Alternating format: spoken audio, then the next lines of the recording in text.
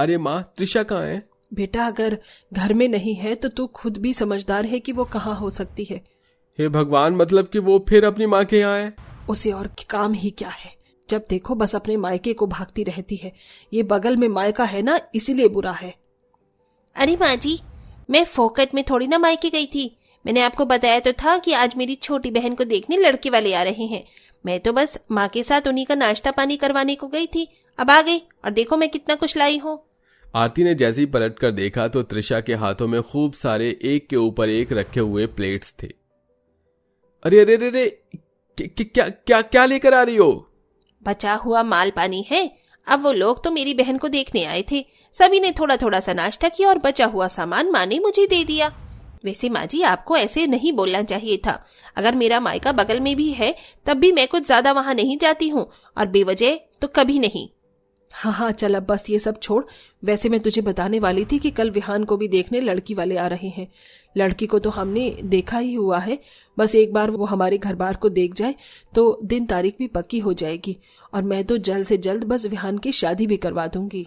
आरती की बात सुनकर त्रिशा मुस्कुराने लगी। पहले ही दिन विहान को भी देखने लड़की वाले आ गए और त्रिशा ने बखूबी अपना किरदार निभाया। त्रिशा ने लड़की वालों के लिए खीर, पूरियां और सब्जी भी बनाई थी, जिसको देखकर आदित्य बोला, त्रिशा वाह, क्या खुशबू आ रही है। तुमने इतना कुछ बनाया है तो एक काम करो, थोड़ा सा खाना अपने मायके भी दे आओ। कल जब जानवी को देखने लड़के वाले आए थे तो उन्होंने भी तो काफी कुछ भेजा था। आदित्य जी, मैं क्या करूं? मैं चाहती तो हूं कि माँ बाबा को कुछ चखा कर आ जाऊं, लेकिन अगर मैंने वहां देने के लिए खाना निकाला तो हमें खाना कम पड़ जाएगा और मेरे ऊपर दो दो परिवारों का खाना बनाने का बोझ आ जाएगा। इसलिए मैं अभी नहीं देकर आ रही हूँ। अच्छा, मैं समझ गया, रहने दो, वरना तुम बहुत थक जाओगी। आदित्य ऐसे बोलकर चला गया। त्रिशा ने अपने देवर के होने वाले ससुराल को अच्छे से मैनेज किया और बात पक्की हो गई। कुछ ही समय बाद विहान और गुंजन की शादी की डेट रखी गई और देखते ही देखते शादी का दिन भी आ गया। देवर जी, अब अपनी पत्नी को कसरत के लिए तैयार कर देना। आज तक इस घर को मैंने संभाला है, लेकिन अब से उसकी भी जिम्मेदारी होगी।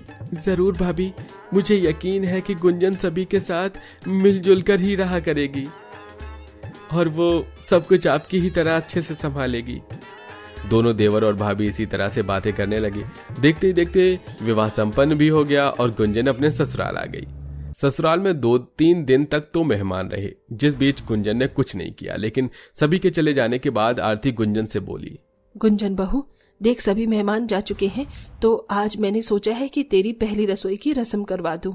जी माँ जी, हमारे घर की रीत रही है कि नई बहू चाहे कुछ बनाए या ना बनाए, लेकिन उसको अपनी पहली रसोई में खीर तो जरूर बनानी ही पड़ती है, इसलिए तू खीर जरूर बनाएगी। ठीक है माँ। ठीक है बहू, तो तू जाकर अपना काम शुरू कर ले, और अगर किसी भी चीज में तुझे कंफ्यूजन लगे तो त्रिशा से पूछ लेना। जी माँ जी, त्रिशा भाभी कहाँ है? पता नहीं, अभी तो यहीं थी। अभी आरती ने ऐसा बोला ही था कि तभी बाहर से त्रिशा के हंसने की आवाज आई। आरती ने आकर देखा तो वो अपने बगल में मायके के दरवाजे पर खड़ी हुई अपनी माँ से बातें बना रही थी। वो तो आपने सही कहा माँ। सत्यानाश हो इसका, हमेशा अपने मायके में ही घुसी रहती है। त्रिशा, ए त्रिशा। हाँ माँ। घर आ, ऐसे कैसे तू बिन बताए अपने मायके आ जाती है? घर में नई बहू आई है, आकर पहली रसोई में उसकी मदद कर। हाँ, आ रही हूँ। त्रिशा अपनी सास के बुलाने पर आ गई। तू बार बार अपने मायके क्यों जाती है? माँ जी, मैं तो बस सब्जी के लिए थोड़ा सा जायफल लेने को गई थी, आप ही ना। चुप कर, चल रसोई में जाकर खीर बनाने में गुंजन की मदद कर। आरती के बोलने पर त्रिशा रसोई में आ गई और पहली रसोई में गुंजन की थोड़ी बहुत मदद करवा दी।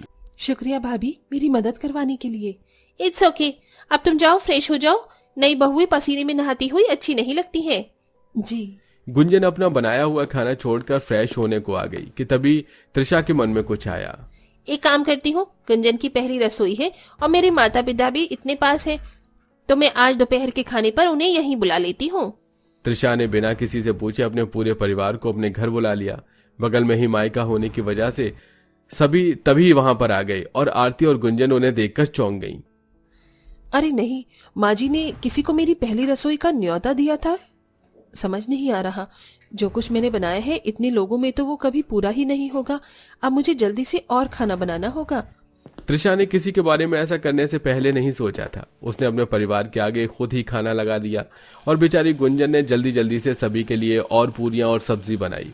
गुंजन ने सब कुछ अच्छे से संभाल लिया था, जिसकी वजह से आरती ने त्रिशा को कुछ नहीं बोला और उसके मायके वाले भी दावत खाकर चले गए। लेकिन ऐसा सिर्फ गुंजन की पहली रसोई के दिन ही नहीं हुआ। अब से गुंजन जो कुछ भी बनाती, त्रिशा उसमें से आहिस्ता से अपने घरवाले को भी दे आती और गुंजन को दोबारा मेहनत करनी पड़ती। अरे नहीं, ये सब्जी इतनी कम कैसे हो गई? अब तो इसमें सभी का पेट नहीं भर पाएगा। मुझे थोड़ी और सब्जी बनानी होगी। गुंजन ने बिना किसी को बताए और सब्जी बनाई। इस सब की खबर आरती को नहीं थी। ऐसे ही एक दिन गुंजन अपना सामान त्रिशा को दिखाने लगी कि तभी, अरे वाह गुंजन, ये सारा कॉस्मेटिक का सामान तुम कहाँ से लाई थी? ये तो बहुत अच्छा है। ये मेरी दीदी ने खरीदा था। अच्छा, तुम्हारी ये लिपस्टिक मैं ले रही हूँ, ठीक है ना? अभी कुछ दिनों बाद मेरी बहन की सगाई है, ये शेड मैं उसकी लगाऊंगी। ठीक है।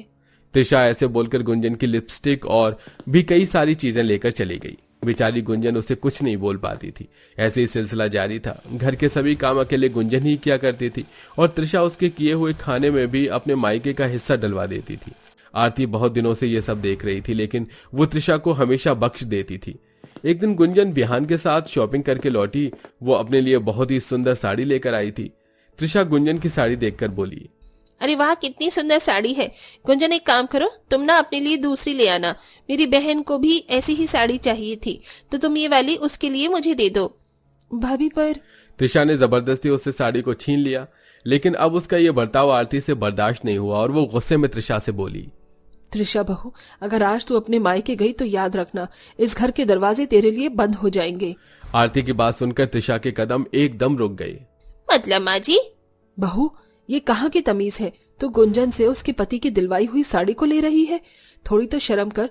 तू आधा दिन अपने मायके रहती है, गुंजन के बनाए खाने में अपने मायके वालों का हिस्सा रखती है।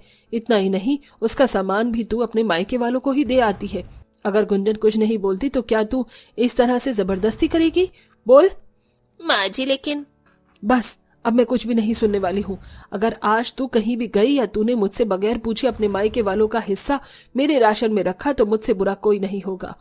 आरती की बात सुनकर त्रिशा ने अपना रुख मोड़ लिया और उसने गुंजन को भी उसकी साड़ी वापस दे दी। उस दिन तो त्रिशा बुरा मानकर अपने कमरे में चली गई, लेकिन आरती की इस धमकी ने गुंजन की जिंदगी को बदल दिया था। अब दोनों देवरानी जेठानी मिलकर घर के काम करती थीं और त्रिशा गुंजन के बनाए खाने को भी बिना पूछे कभी अपने मायके लेकर नहीं जाती थी, जिससे कि गुंजन को अब दोगुनी मेहनत भी नहीं करनी पड़ती थी और अब सब कुछ ठीक हो चुका था। क्या आपको अपने मायके में अच्छा लगता है या ससुराल में? कमेंट करके जरूर बताइएगा।